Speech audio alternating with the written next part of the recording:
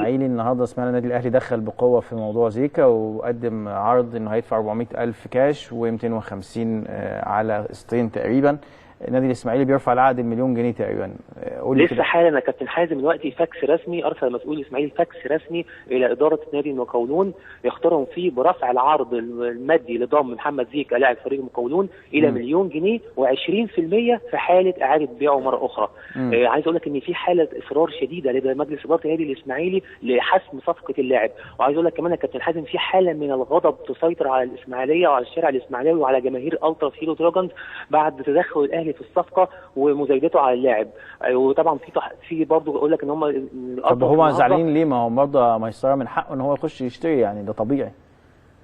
كابتن حازم عايز اقول لك برضه ان الاهلي ما كانش داخل في الصفقه من الاول، لما كان بعد ما عالم ان الاسماعيلي داخل بقوه في الصفقه والتوقيع كان يوم الاربعاء، الاهلي النهارده اعلن عن نيته في ضم اللاعب. ده رايي، انا بنقل لك الصوره بتاعت جماهير الاسماعيلي، ده راي الشارع الاسماعيلاوي، هم بيقولوا، انا بقول لك انا بنقل لك الصوره بتاعتهم بيقولوا ايه. طيب هيرفعوا المليون جنيه كاش، يعني مليون جنيه دول كاش يا ميسره ولا على اقساط؟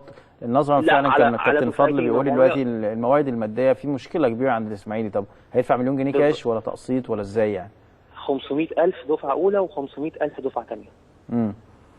طب واللعيبه اللي في الاسماعيلي واخده فلوسها كلها وكله تمام يعني، ولا هتحسب المشكله؟ انت عارف ممكن اللعيبه تقول لك طب ادفعوا لنا احنا فلوسنا الاول وبعدين يبقوا يروحوا يشتروا لعيبه. انت شايفها ازاي الموضوع ده؟ كابتن حازم هو في بعض اللاعبين لم يحصلوا على مستحقاته، كله اخذ مستحقاته معايا ثلاثه كابتن حازم. عبد الحميد سامي، احمد علي، سامح عبد الفضيل، الثلاثه لسه عشان يجددوا، الثلاثه في جلسات مكثفه معاهم لمحاوله اقناعهم ان هم هياخدوا مقدمات تعاقد ضئيله، بس الجداول الاختلاف دلوقتي على جدوله المستحقات القديمه. يعني في اصرار من الاسماعيلي على موضوع زيكا وان هو هيكون معاهم ان شاء الله، يعني هو ده اللي العميد محمد ابو السعود فعلا بالظبط اعلن ان هو هيدفع من جيبه، لو كمان زياده هيزود الامر اللي وصل ان هو لازم ينهي الصفقه وحسمها في الجامعه واحده، ده عشان زي هو قال لك كان وعد جماهير الاسماعيلي ان الصفقه انتهت وحسمت في صالح النادي الاسماعيلي.